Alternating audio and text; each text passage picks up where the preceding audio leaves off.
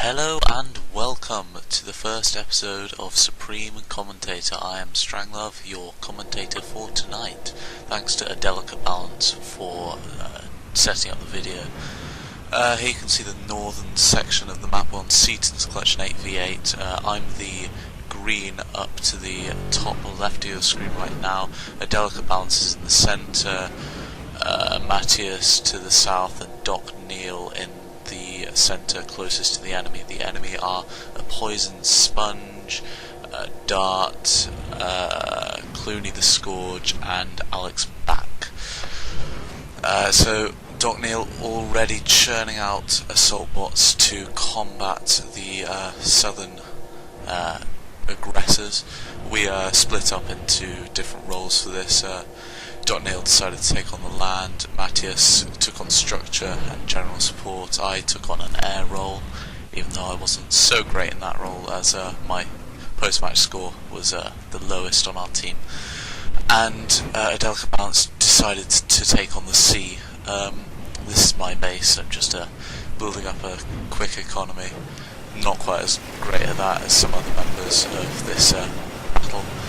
Doc Neil already attacking with a light bot force, just scouting at the moment. Clooney chasing him in and attempting to take out his light force of this commander. Already got some defences up, shields and such around the factories. As you can see, Matthias has by far got the biggest base at the moment. Another small force. Just zoom in, have a look at it. I think that Dart has taken on the sea role on the opposing side, as the Cybrancy does have the amphibious capability on the ships, which allows him to cross the land bridge in the centre. Sponge looked like he had taken on an air role. He had patrol and fighters later in the game, but at the moment he has a couple up that will just keep patrolling that route. Alex looked like he was going for the structure capability at the moment. I think those are mass converters. Could be wrong. They may be power generators. I don't play UEF enough to know. I'm Cybran, Doc Neil Cybran. We missed a trick by going by taking no Aeon on this, which would have been an ideal race to have, seeing as it's mostly water. Small force of destroyers, as you can see, being engaged by air forces. At this point, Doc Neil was attempting to engage them with the ground forces, but could not, as they were a bit out of range. My fighters all get shot to pieces because I didn't have enough, because I have a terrible pre-game economy, or early game economy rather. This is an overview of the northern base, overview of the southern base. Alex already building an experimental gantry, which is rather early in the game considering 12 minutes in, and already with the experimentals.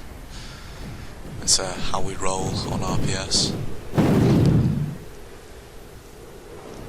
Quick economy raid by Dart's gunboats. As you can see, we already have submarines just sitting around the enemy base. I believe that Dart has just built a carrier, which is quite useful on this map because it means you can just attack from anywhere on the map if you're Cybrans with aircraft. Matthias's submarines were going to engage at this point, but we warned him off as those torpedo tubes on the destroyers would rip him apart. Luckily, with a bit of air support, they're too distracted. Alex at this point decided to disconnect. No idea why. He says he has no idea why. I suspect he was rage quitting, but that's just me. I think he took most of the defence line with him as well, which is unfortunate for Clooney, Dart and Sponge. Doc Neil was staging an attack at this point. I think he decided to just sit around the middle when he saw those fighter waves coming in on his ships. Luckily, by this point he has the mobile shield and anti-air sirens again. And here are the walking destroyers that everyone loves so much. as you can see on Matthias's side, he already has an experimental gantry, from which I suspect he will be building terrors. The Commerce raiding fleet starts to head towards our base, but luckily a delicate balance has already built up an artillery perimeter, and my fighter bombers come in and attempt to hit some.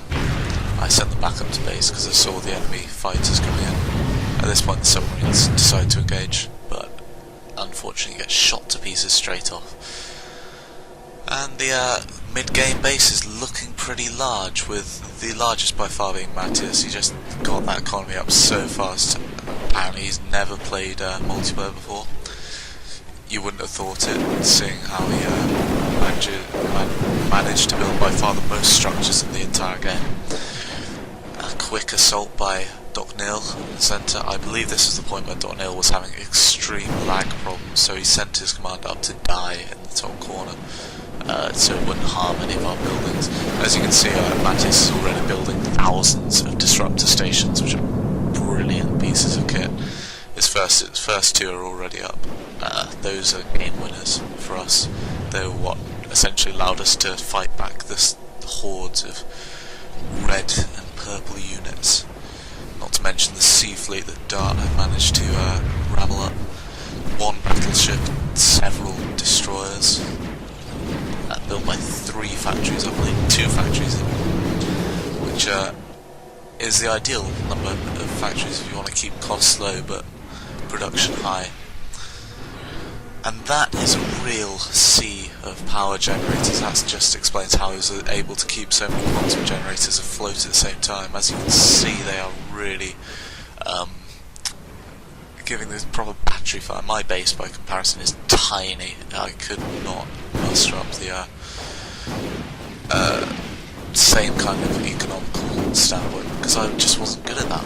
But I did build an anti-nuke in the centre to prevent anything hitting that defence line. Unfortunately, they staged this massive attack, which just seems to be doing very well. In fact, it was doing very well. I managed to rip through that line of defence and almost destroy my commander using jump jets, which is a lovely tactic that the Cybers, I think, get an advantage of. And maybe not, maybe the UAF. I decided to hunker down and get out of the way. Until my fighters, just gunships, could take care of the enemy fighters and gunships. Gunships can engage other gunships, that's all they can engage. They're horribly slow though, so I decided not to take them. Also, I've just ejected from my commander unit, and I evacuated up to the north. Alex was spectating while I saw this, and had to give the other team the bad news. As you can see, the amount of damage done by those disruptor stations is just insane. That rips apart their defence line. Unfortunately, we didn't really exploit it with a proper land push, as we lost our main land force at this point. The enemy Dart's naval force is looking very large at this point. The disruptor stations are ripping apart his ground base. That's a sub-hunter experimental, I believe. It's poison sponges. I think he got a couple of those to combat the amount of submarines that Matthias was building. Luckily at this point the disruptor stations decided to engage the destroyer force instead, which was really causing us some major worries, which is why I've called in my army of fighters against a much superior air force of fighter bombers. A delicate balance built several battleships in the southern half of this match to attempt to combat these large naval forces that Dart's building. Unfortunately, he also had to build one in the north because the UAF do not have the walking powers that the Cybran force does. That experimental I built is just a Kraken. It did nothing throughout the entire match, which was a pity because it could have really done some damage if it had come across any naval power. There is also one of those flying saucers which I've never used before, and I cannot remember the name of. They did some damage to our ground base, I believe, but at this point in the match it was getting pretty hectic for the opposing force, seeing as those quantum generators were inching closer and closer to their economy facilities, such as the vast swathes of power generators.